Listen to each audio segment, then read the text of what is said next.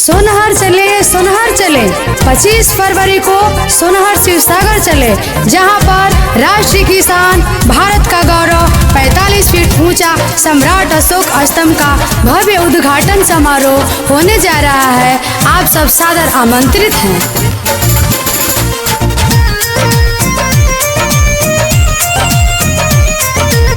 Shivam recording studio Vikramganj. Samrat Ashok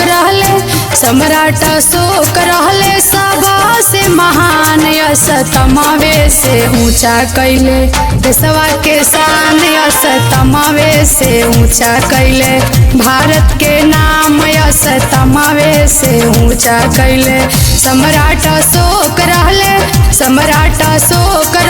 सभा से महान, यश तमावे से ऊंचा कैले देशवा के शान, यश तमावे से ऊंचा कैले भारत के नाम, यश तमावे से ऊंचा कैले।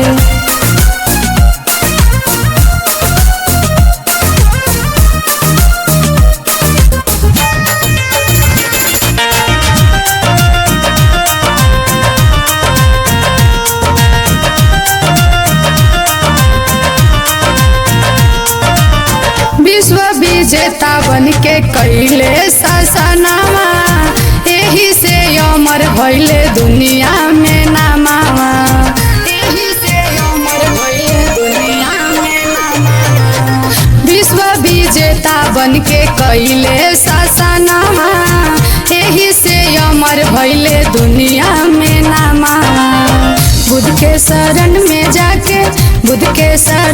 जाके पाई गइल ज्ञान, यश तमावे से ऊंचा कैले देशवा के शान, यश तमावे से ऊंचा कैले भारत के नाम, यश तमावे से ऊंचा कैले।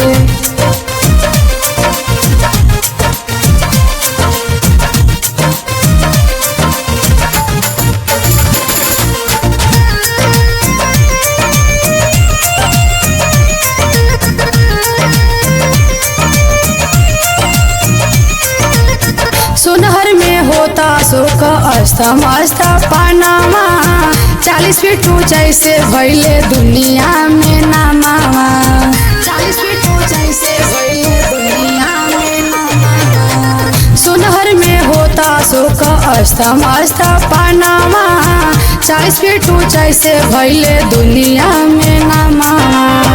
कहे अवधेश बाड़ी, कहे सुरेंद्र बाड़ी, हिंदू जी नदान, यश तमावे से ऊंचा भइले देशवा के शान, यश तमावे से ऊंचा भइले भारत के नाम, यश तमावे से ऊंचा भइले।